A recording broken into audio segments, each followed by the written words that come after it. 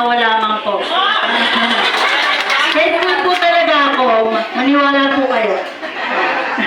At meron po akong tatlong apo. So, without smartphone, ako po ay na-mild-stroke way back 2018 at the age of 47 years old. Naranasan ko po yung hindi makatayo. Tapos, hindi po ako makalakad dahil nga po na-stroke po ako. Tumaas po pala yung BP ko. Sabi ko po sa mga anak ko, dalhin nila ako sa ospital kasi hindi talaga ako makatayo. Dinala po nila ako sa Jose Reyes at na-diagnose po ako na high blood nga po ako. Ang BP ko po na ay 150/100. Ganito kung kapayat ako pero 150/100 po ang BP ko nung time na yon. So, kailangan po akong admit sa hospital sa Jose Reyes for almost 1 week. Nagpa-stay na po ako sa hospital kahit na wala pong bakanting ward. Basta po ma-admit lang po ako. Nasa, lang po ako, wheelchair. Tapos po, naka-dextrose po ako. So, after po ng 6 days na yon, nangyari, after 7 days po, doon lang po ako napasok sa ward.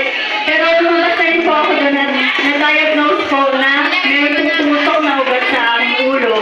At doon po, nagkaroon ako ng blood clot.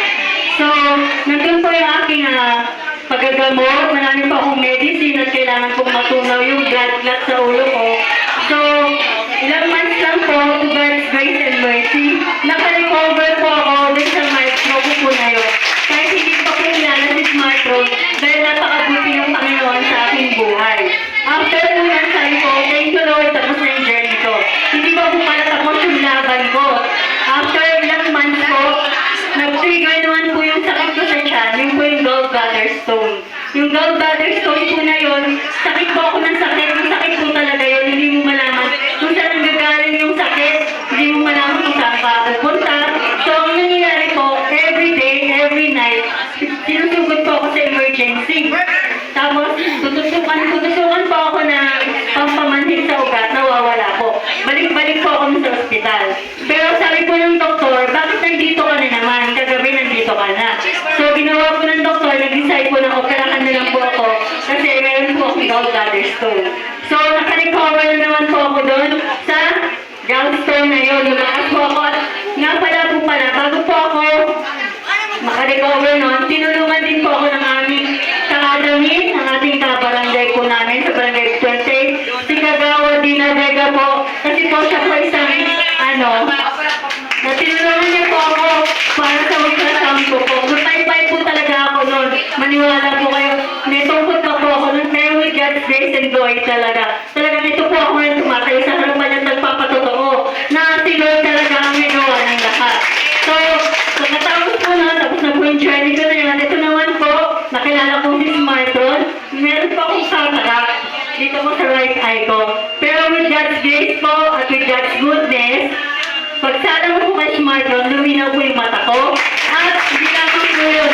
Yung BP ko po, hindi na pa 150/100. Normal na po siya, 120/80. At yung cholesterol ko po, nag-normalize na po. Yun po yung kagandahan ni smartphone. At nangangarap din po ako dalhin si smartphone sa tahanan namin. Pero with God's talaga, timing, no? Kasi hindi siya ganun kamura. Kailangan natin pag-ipunan. So, ito rin po, konting testimony lang po at saka inspiring message lang po. Di po ba, sabi ni Smartron, si Smartron ay best health and beauty. Dito po, naranasan ko po maging energetic. At saka hindi lang po energetic po, no? Naging masaya po talaga ako dito. Hindi po yung napapalitan ng pera. Hindi po yung natutumbasan ng pera. Yung paligayahan na binibigay po ng mga staff dito. Kaya salamat po sa effort nyo, mga ma'am.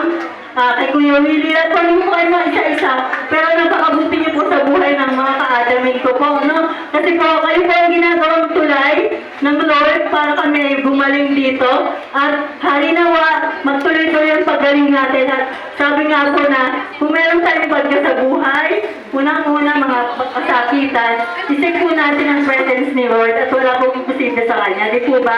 Kailangan paunahin natin si Lord kasi yung kapangyarihan niya po na sa atin, Gagawin niya po ang lahat para tayo gumaling. Tulungan po natin ang ating sarili. At higit po sa lahat, siya po lagi natin isisik sa buhay natin. Kasi wala pong imposible at ang kanyang kapangyarihan ay laging nasa ating mga buhay kapag po siya ay ating hinanap sa ating mga buhay. Kaya ganito po, yung best health and beauty na yun, hindi lang po ako naging healthy, naging beauty rin po. Salamat po. At hindi lang po yun, hindi lang po ako naging beauty in the outside, mas naging beauty po ako sa inner side. Kasi po, dati po, sasabihin ko sa inyo, masyado po akong buglutin, tapos na-stress po ako agad. Lagi ko isip ng isip, siguro kaya ganito ako pala. Kasi na-stress po ako dati. Pero ngayon po, with Smart Roll, napakasaya ko po dito. At talaga po, nag-enjoy po ako sa company ng mga admin.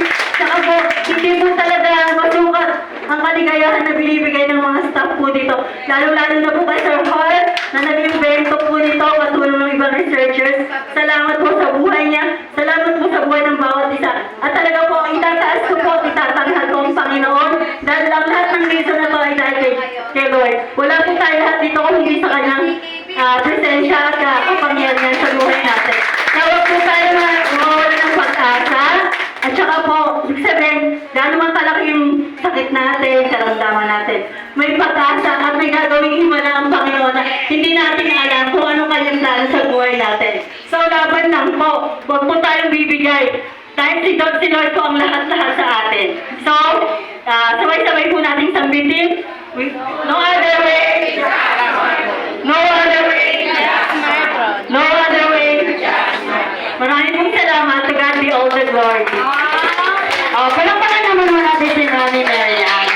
Alam mo, napakaswerte talaga ni Mami Marian, di ba? Talagang sabi niya ang bait ni Lord kasi number one, hinalaglag siya, nagkaroon na may ginawa si Lord para makasurvive. Tama? Pangalawa, yung kanyang gallbladder stone, di ba? May tumulong nakasurvive. Tama? Pangatlo, yung kanyang katarata. At yung katarata na yon, si Ismartron ang tumulong sa kanya. Wow! At hindi lang na, dati siya ay high blood, di ba? But now, after using Smartron, 1 in 20 over 80. Wow! At ito pa, alam mo, iba talaga pag masaya ka. Tama? Kasi pag masaya ka, maganda ang aura ng katawan natin. Tama po ba? Si Smartron ang stress reliever natin. Tama? Kaya nga, hindi ka lang masaya, marami ka pang natututunan, sabi mo nga, di ba? So, lahat naman ng effort ng mga staff na dito ay para lang po yan sa inyong lahat. So, syempre, gusto namin na kayo ay magkaroon ng magandang improvement, lalong-lalo na nakasama si Ismato. Kaya masasabi namin, Tito Merian, congratulations at nakuha mo yung best health and beauty. Kasama si Ismato. Palakpakan naman natin. At ito na, ito, may asawa, isa lang, original. O, Mami Edith, ha? O, ngayon, ito na, tatawagin ko na to.